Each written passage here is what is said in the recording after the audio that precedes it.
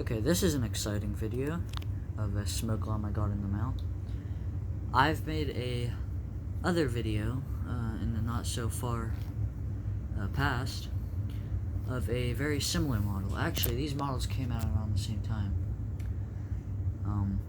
But this is a very exciting video because this was one of my most wanted, not one of my holy grails, but definitely one of the top most wanted alarms.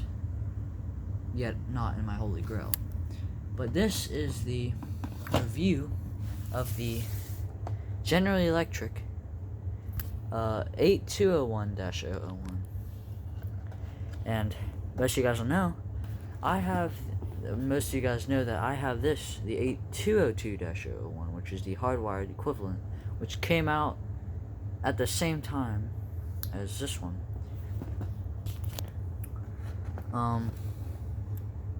Here it is. Here's the front.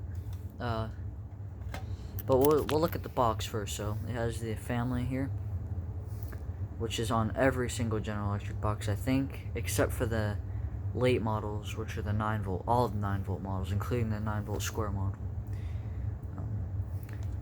So it says it has the name General Electric and the Home Century smoke alarm, which was the lineup. So I'll let you just pause if you want to read any of this stuff.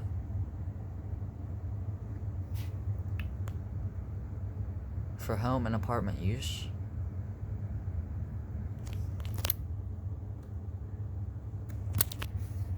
There's going to be a little bit of sounds coming from the inside of the box because I got all the manuals and stuff in there. I don't know if you guys will be able to read this. Has the smoke alarm there. Very retro look with the blue background.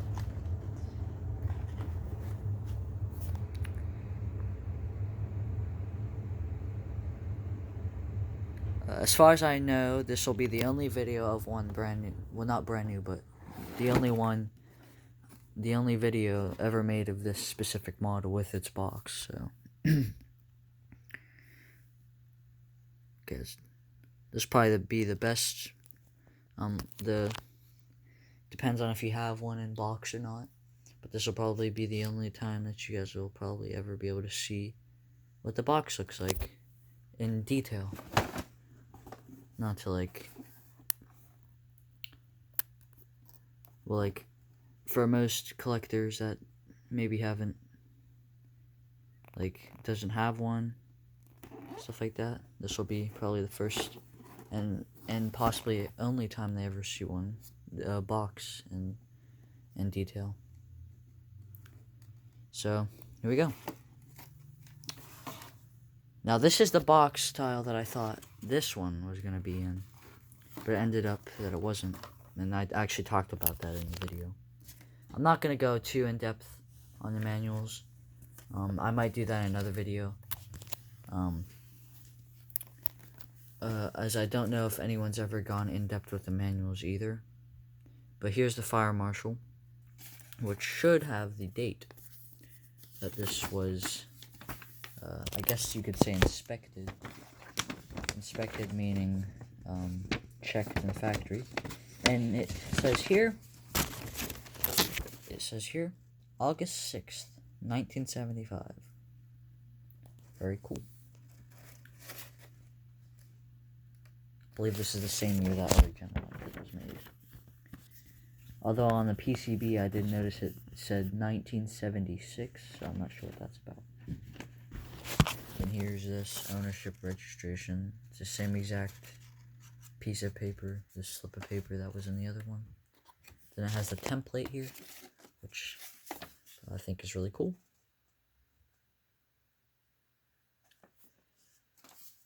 Not a lot of alarms ever really came, not too many alarms came with the template there.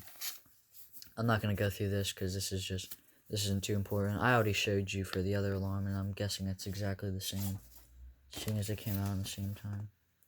Now this is something new that maybe not. I have never seen this, so I highly doubt anyone else has. Actually, wait. What's in here? It's a slip. Here.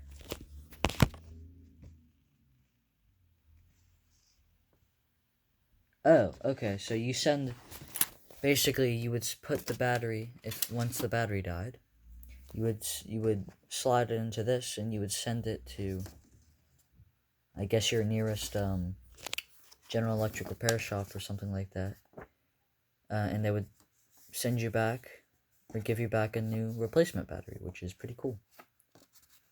Unfortunately,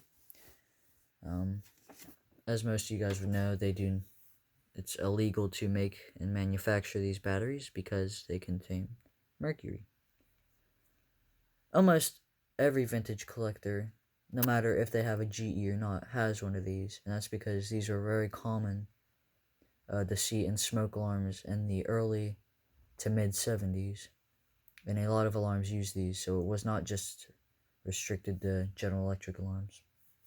Definitely my coolest and heaviest battery. I will never throw this one away. Fortunately, I did have to throw a lot of my battery collection away a while ago because of certain reasons, but that one will not go in the garbage. And here is probably the coolest thing other than the alarm to come with this. And here. Okay. So they are the same manuals. They have the classic drop ceiling, which is still used in not only homes, but industrial and commercial properties, but that's besides the point. We're talking about smoke alarms. I'm not going to open this because I'll check to see if there's any difference. I'm going to say no, but you never will know. I have the other manual pretty memorized. Okay, looks like one difference.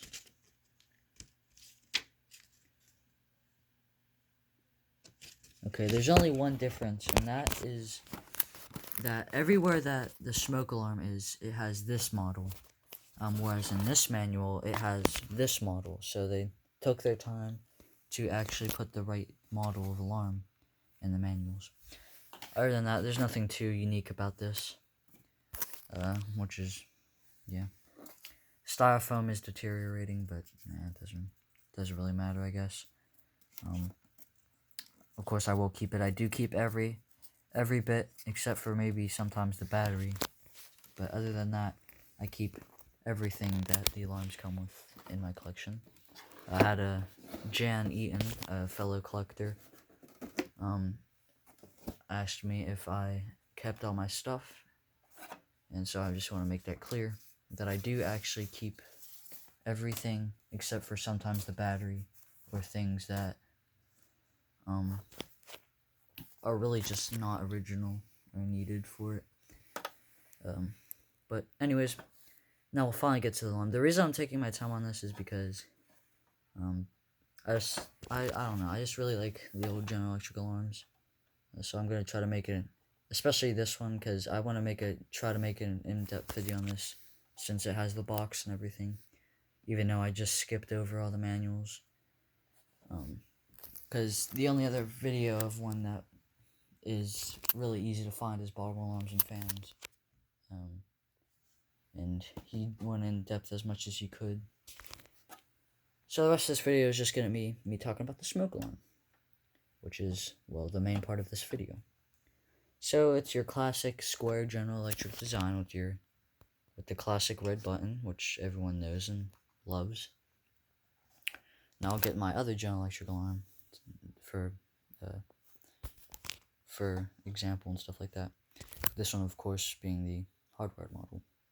They are exactly the same except for the LED, but if you just cover that up, then they're the same. Now, this is something very cool about General Electric alarms, and actually Baltimore Alarms and Fans that talked about in his video of this model. And that's that the interior of these alarms often vary a lot from each other. And he is right about that, and I'm gonna show you right now.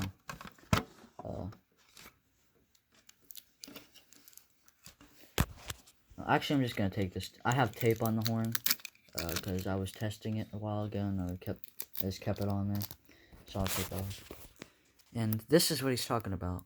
They do, well, it's kind of, this one doesn't vary too much, seeing as these came out around the same time, but like in later models like the infamous 9-volt battery model, which everyone knows and loves, had a really small circuit board, and then the 8201-201 and the 8201-101 had very different circuitry boards, which the 8201-201 had a smaller circuit board, and the 8201-101 had a wider circuitry board. And not a lot of people know about that model, and I actually didn't know about that model until recently, whenever I saw a Game Alarm video, and I thought it was an 821-201, but the inside looked exactly like this, but with a white battery flag model. White battery flag. So, here's the inside of both of them next to each other. There are a few key differences, and that's that this is not on here because it's not hardwired, and the battery flag is not on here. Although it would be cool if there was a flag put somewhere on here to alert you if maybe there was no power going to it. And a main difference here actually is the horns. This horn was also used a lot on this one, and in the manual for this alarm it actually shows this horn on it, but for the manual for this alarm it shows this horn. So, and this has this little magnetic piece, and I'm gonna talk about this whenever. And this is unfortunate, but this alarm did come broken, which I did not know when I first purchased it. But it kind of sucks, but at the same time, it is what it is. I should have expected to get an alarm like this someday, and this alarm is broken.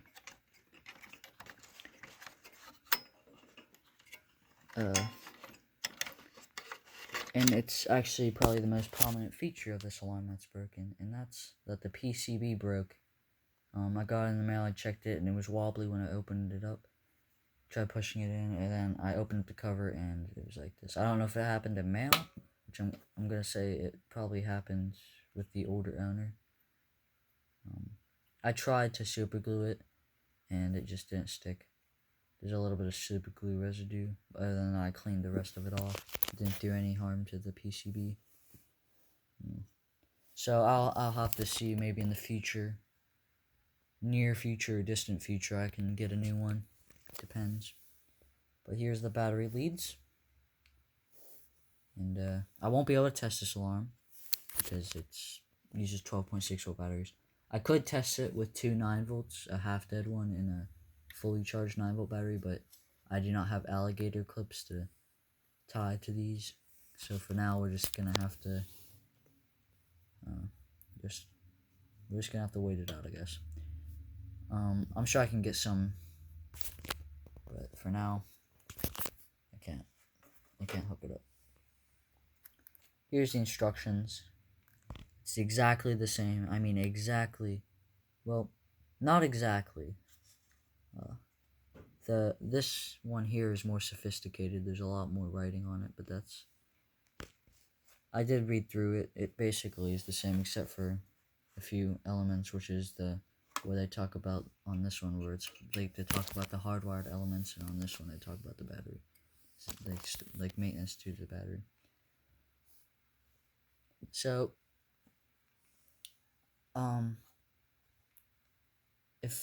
if or when I get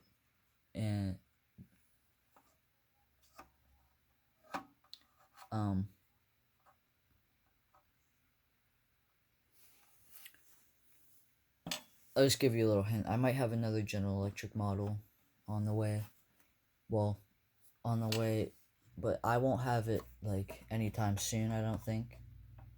I don't want to say the model, but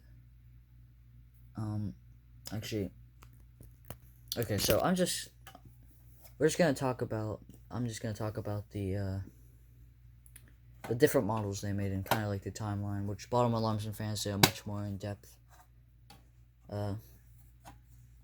view of that. But I'm gonna try my best with the alarms I have here. I'm sorry. Bottom Alarms and Fans has a lot more of the General Electric models than me, of course, as most of you guys know. He has almost all of them, except for, I think, 3, which is the rare hardwired model. It came out later. The 8201-201 and the travel alarm. So, I'm going to use a Black & Decker as the rectangular one, because a lot of you guys know that I have the SMK2, which I got a while ago, almost 2 years ago now.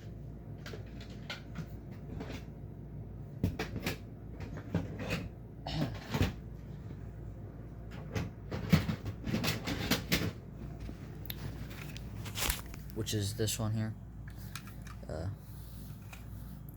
I'll put this, don't worry, this stays in my drawer.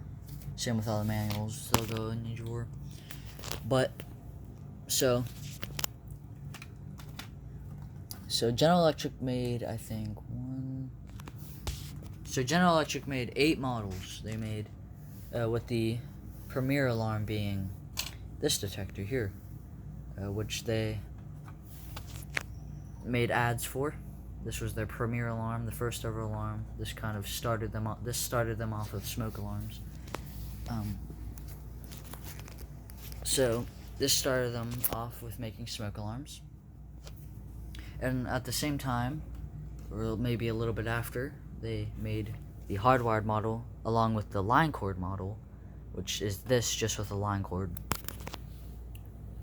And then after those three models, they made a white battery flag model, which was the 8201-201, which replaced this one. And around that same time, they also made the other hardwired version, which we do actually have video evidence of them existing, which is one of Game Alarm's videos. He showed one installed in his house or a family member's house. But that basically uses the triple slot sensor, and it was cheapened quite a bit more than this one. But the cover looked just like this one, except the LED. I don't know if maybe it was hard. It was hard to tell if there was an LED, but it didn't look like it was on if there was one. But they made those two, and then after that they made the 9-volt model, which looked just like this, of course, just without the battery flag. Which those ones are pretty popular. Were pretty popular in homes.